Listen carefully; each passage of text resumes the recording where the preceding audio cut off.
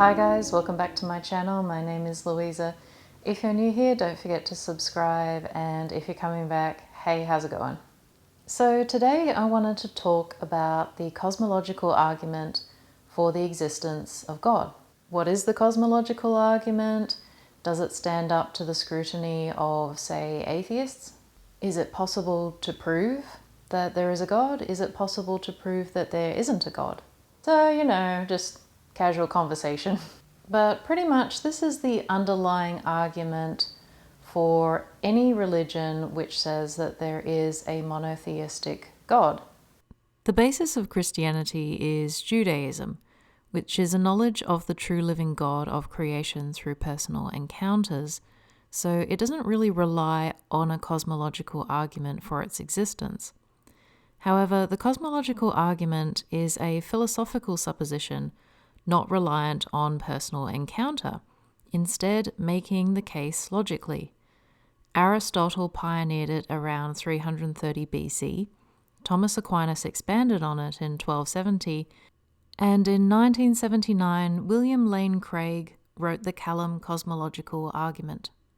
Okay, so the argument can be broken down into three basic points. Point number one is that everything that has a beginning, something which begins to exist, such as the universe, has to have some kind of external cause. Point number two is that the universe had a beginning point, such as Big Bang.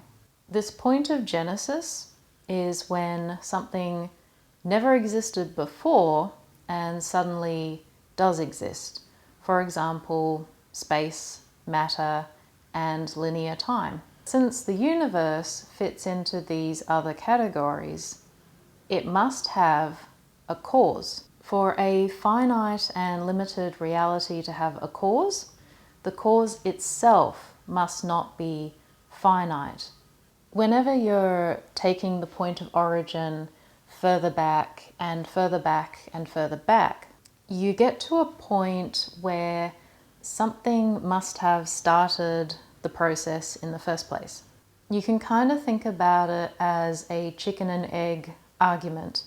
So you can't have chickens without eggs, but you can't have eggs without chickens. So what came first, the chicken or the egg?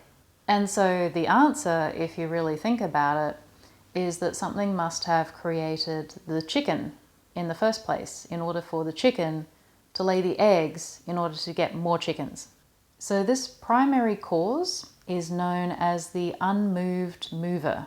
Now, how do we know that the universe is finite, that it had an initial cause, a starting point, and that it will eventually end?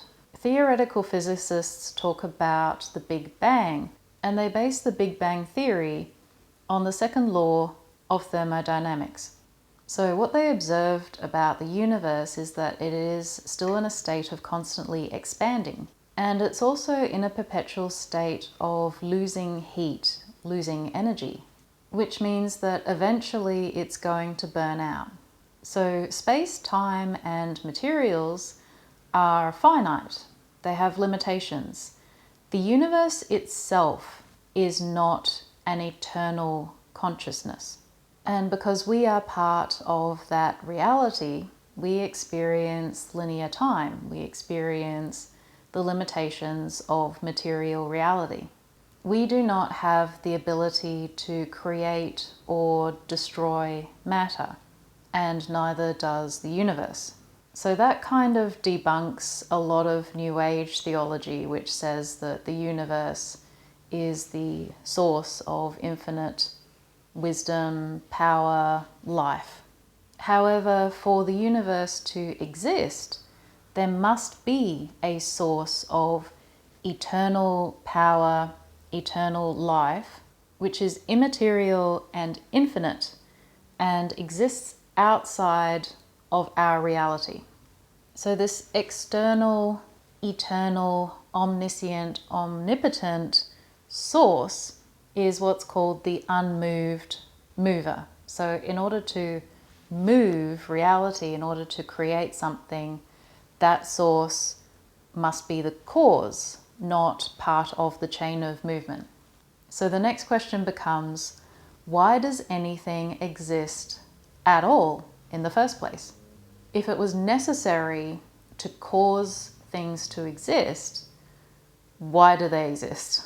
The fact that anything exists at all when it's completely unnecessary for it to do so implies that there is a form of intelligence behind the creation. There's a sense of personal agency.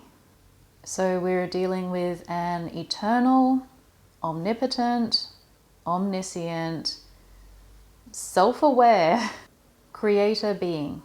So if this creator being neatly fits into physics as we know it, and this creator being is not in conflict with science, as a lot of people like to imply, then why do atheists believe what they believe? Well, to explain that concept, I'm going to tell you the story about the history of psychology. Psychology originally started out as a branch of philosophy. It was never part of the sciences, but it transitioned into a social science in the 20th century. So Sigmund Freud was sort of in the camp of philosophy rather than science, but he did also use scientific methods as well. However, what he did for his studies was use case studies. A case study is when you only study one particular person instead of an entire cohort of subjects. So in the mid-20th century, when psychology was trying to become a science, a lot of Freud's work was vilified as being unsubstantiated. They basically said that by scientific standards, it could not be taken seriously. So in an effort to become a scientific field, psychology moved into the realm of behavior. Behavioral psychologists maintained that it was impossible to know what people were thinking. Therefore, the only thing that you could measure and the only thing that you could observe was people's behavior. Behavior was an external and measurable thing. However, since the advent of fMRI technology, we actually can see people's thoughts. The relatively new field of cognitive psychology has verified a lot of Freud's work. Freud's theories were not wrong, they just couldn't be measured.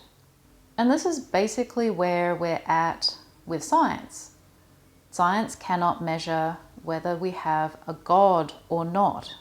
In the same way that Christians cannot reasonably claim to be able to prove the existence of God, atheists cannot reasonably claim to prove the non-existence of God.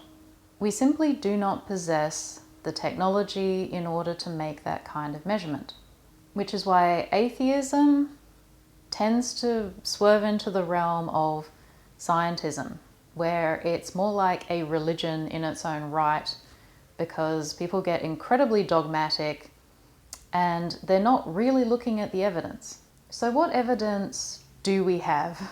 Well, at this point in time, what we have is called circumstantial evidence, which means that it's not direct eyewitness evidence, but it is things like basically a crime scene.